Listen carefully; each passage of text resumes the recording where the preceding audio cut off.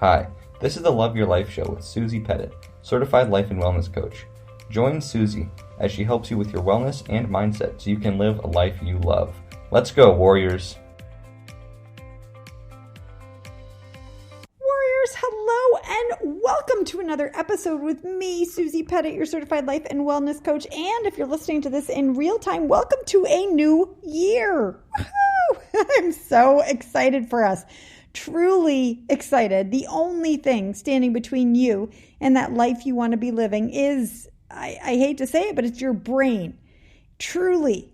I know I might get some pushback about circumstances and situations and like, this is my life. And yet this is where I like to bring my own personal experience in. And I've decided to start this year with a bit of vulnerability.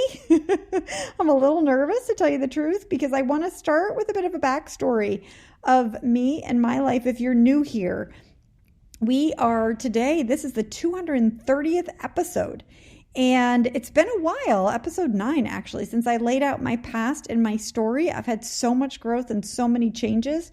And today I want, and in this new year, or whenever you're listening to this, I'm pausing to replay some of that, my humanity.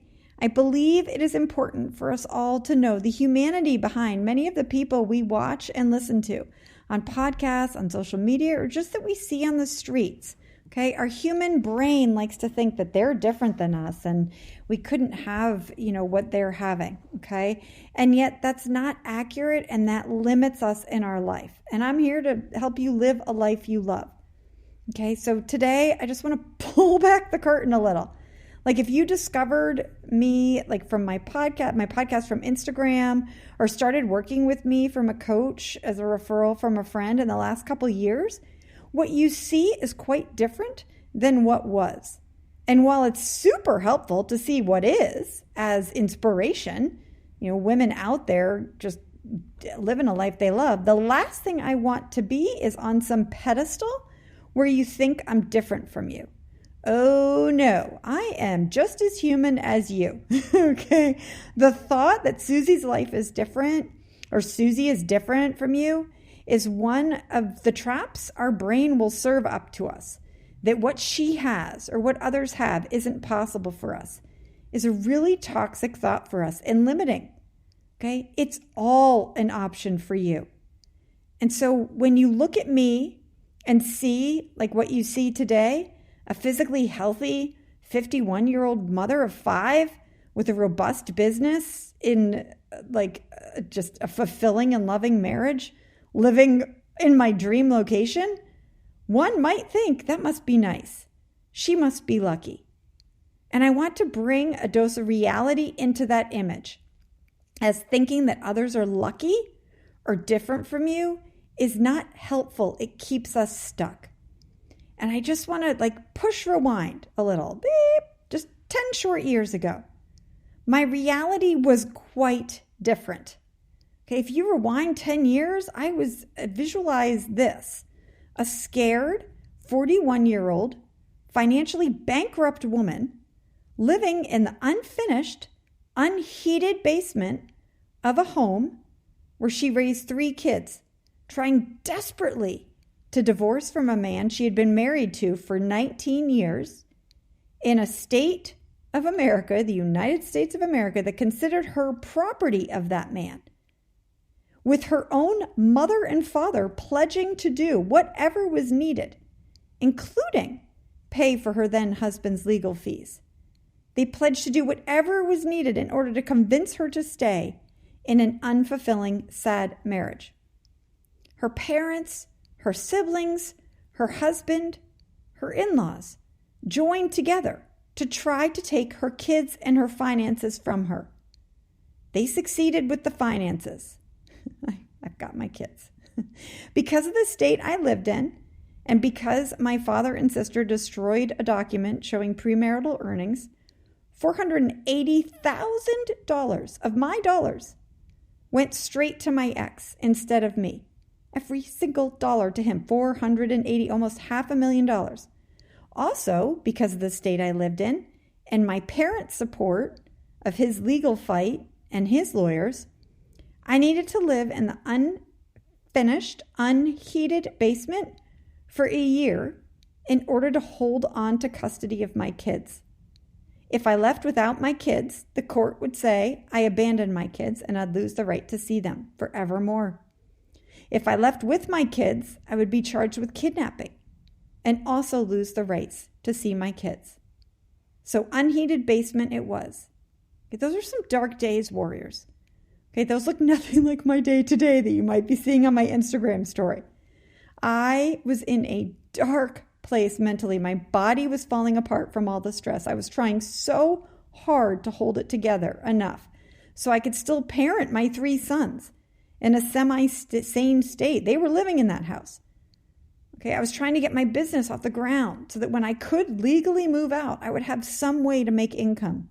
I had been a stay-at-home mom since 4 years after graduating from college, trying to nurture and support that inner Susie so she didn't lose herself in that cold, dark basement and do the quote-unquote easy thing of going back to a marriage where my now ex said he would stay married to me forever, even though he hated me. Okay, that was his vision of a marriage. It would have been easy for me to go back to that marriage so my parents would stop yelling at me and telling me how awful I was, telling my kids what a bad mom I was. Okay, I was just trying to take a breath when I was so damn cold. So please don't look at my life now and think I'm lucky. Think this just fell in my lap. No way, not even close. Okay, I am a lot of things. I am persistent. I am committed to my self-growth. I am incredibly stubborn in my belief that the universe is benevolent. The universe has my back. I am driven and I am a dreamer. And when I look back to that part of my life, I feel like I was in a trance of insecurity, that Susie wasn't good enough. Susie needed to be fixed, that my desires and dreams were wrong, too big, and I needed to fit into the box that my family, my ex and society wanted me to fit into. Ultimately, it was the death of my friend, the same age as me, that shook me out of that trance. We had been living parallel lives. We would get together at weekly playgroups and complain about aspects of our lives, the stress of being a mom, our emotionally lonely marriages. We would hug goodbye at the end of that playgroup and then get out there and do it all again. Interact with our husbands, be the stressed out mom, rinse and repeat. Then we'd show up the next week, complaining to each other about different circumstances, same issues. Essentially living the same day, the same week. Day after day, week after week, calendar pages turning, life slipping away. Well, instead of taking action, like deliberate action, we took the action of complaining to each other. Instead of doing something about the underlying issues, we settled. Don't get me wrong, I am not blaming either of us. We were raised in a society and by parents that taught us to question our inner desires and wants. We felt so unsure of ourselves that we let others determine what was best for us, looking outside for what we should be doing instead of listening to that inner voice of what we wanted. And then she got diagnosed with stage 4 colon cancer. Within way too short a period of time, she passed. She died. My dear, dear friend never got a chance for a midlife awakening. She never got an opportunity to wake up from that trance we had been living in. For me, though, it was like a light switch had turned on, and I could no longer ignore that I was living the exact life that I had crafted for myself. No one had held me down to marry my husband. No one had forced me to change my major from international business to a more mom-friendly profession. No one had covered my mouth so I couldn't speak up about my needs or desires to my husband or my dad. My husband did not physically hold me down from going to Barnes & Noble and buying a self-help book, for God's sake. I was a participant in the silencing of Susie, and in my late 30s, I chose to no longer play along. I started to make some changes. I started to listen to podcasts like this one. I started to ask women around me and in an exercise class I was teaching, what their marriages were like, what kinds of things their parents said to them. And whoa, that's when shit hit the fan.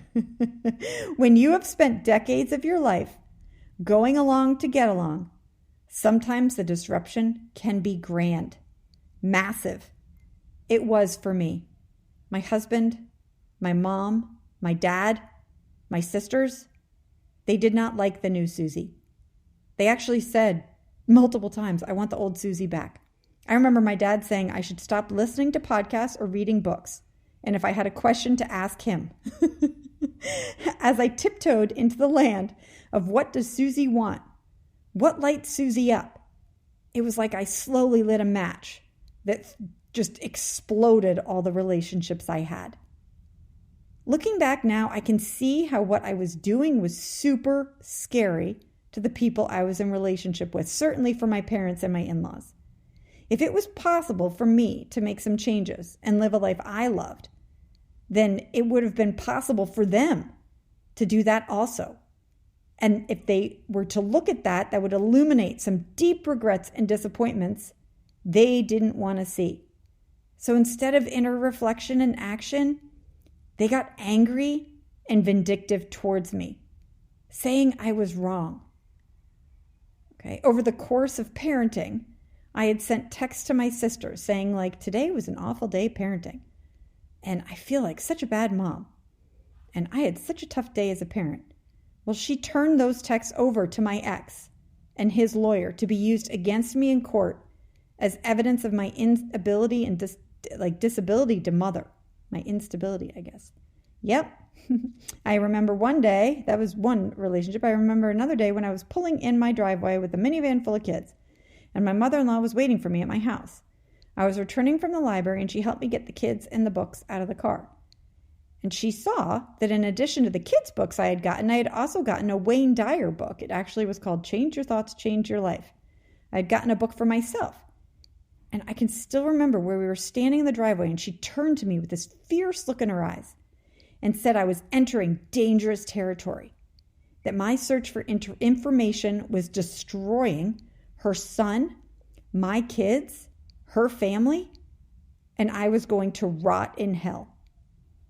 That was one of my biggest female role models, warriors.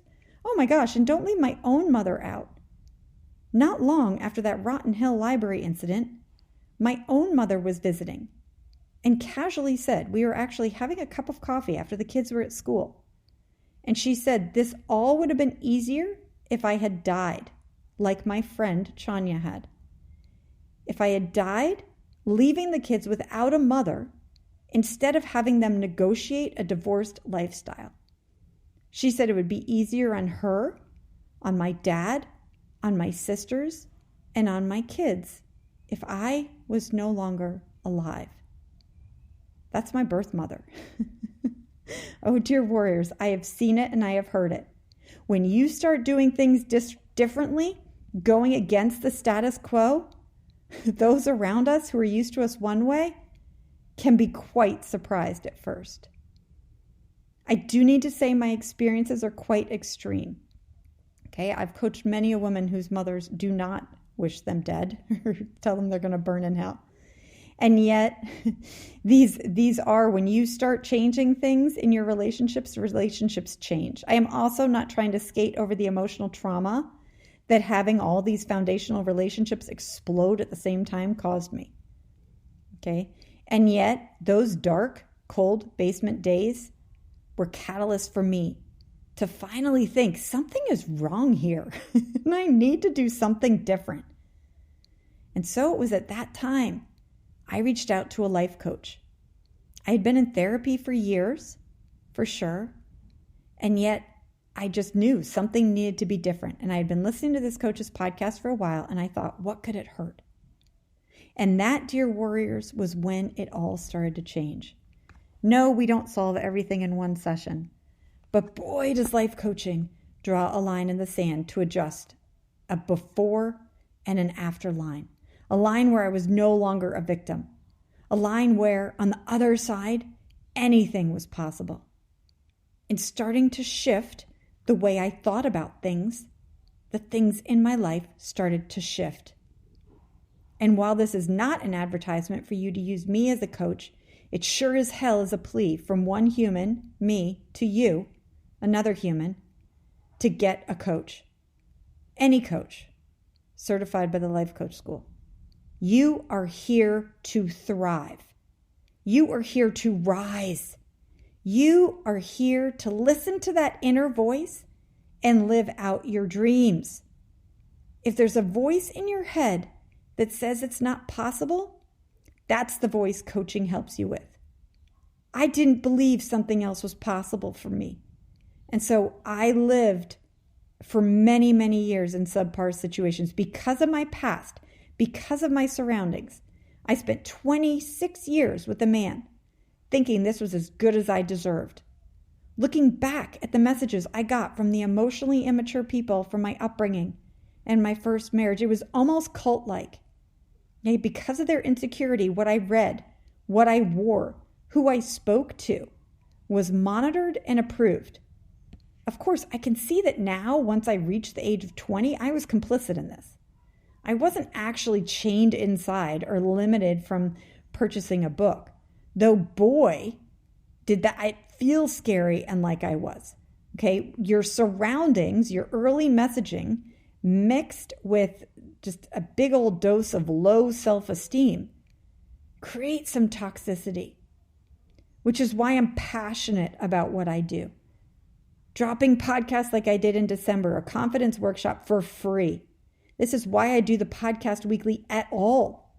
Why I run programs like the Finding Joy in Everyday Life program and the monthly membership for women just like you and just like me, so we can see and be a vision of what's possible. Planting the seed in your brain right here and now that you are worth it, that your desires and your dreams are here for a reason, that you don't need to be limited by your own thoughts or the small thoughts of the people around you. Okay? I want to be a vision of what is possible. I share my story, my past to inspire, to share how truly anything is possible. I went from living on the East Coast of America, where I was born and raised, in an emotionally abusive marriage with a biological family using their incredible wealth to keep me in an unfinished basement, to living my life now on the East Coast of Australia, for God, a country I never thought I'd visit, let alone live in, married to a dreamily supportive man who not only supports, but encourages any and all of the dreams I have, including living by the ocean with 5 amazing sons who I have strong relationships with, despite my ex and my parents' efforts. All of this, each and every line item on my life description now, started as a thought. A maybe this is possible, little glimmer thought in my head paired with a small action. That's what I'm magical with. Helping people figure out their thought and pairing it with their next small action step. I did not move to this lovely location and relationship straight from that cold basement. Oh no, that would have been too big for my brain. This journey started with a thought that was 1% better than the one I thought the day before, allowing myself to feel a mini spark of possibility where I dared to believe in a future that was different from my past. And so, as we begin this new year, dear warrior, whenever you're listening to this, as your brain starts to come up with some fun ideas or dreams, my ask of you is today to not shut them down. Please, please, please don't tell yourself it's not possible for you. I'm not asking you to do anything with your dreams or desires today or this week other than allow them to be there. And okay, make sure you subscribe to the show. Okay? Allow them to be there, because each week on this show, I give you the tools, the way to get this stuff done. I want to be the life coach for you that my coach was for me.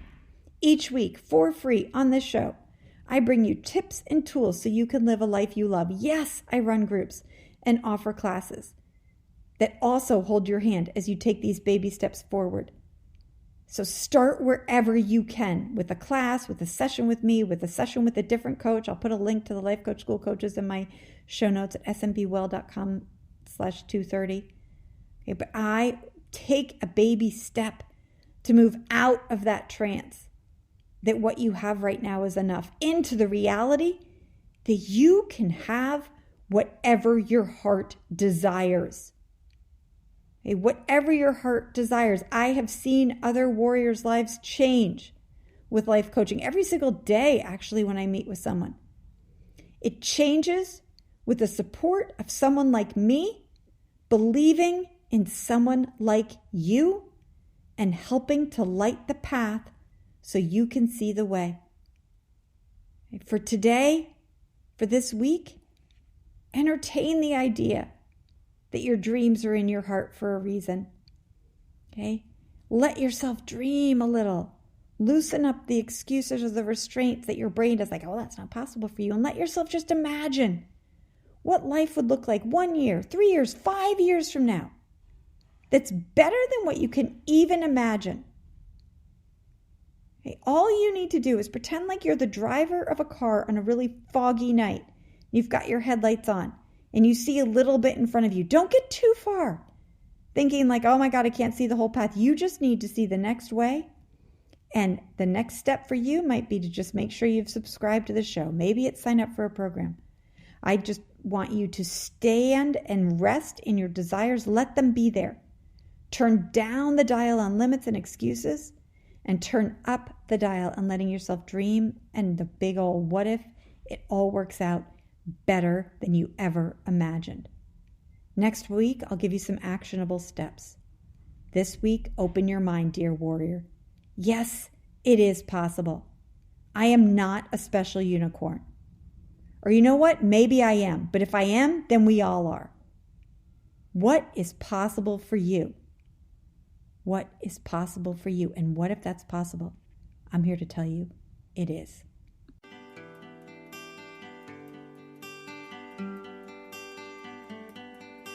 Thank you for listening to the Love Your Life show. If you want to hear more from Susie and support the show, be sure to subscribe to this podcast on iTunes. Also, leave a review and share this podcast with friends and family. Go get 'em, warriors.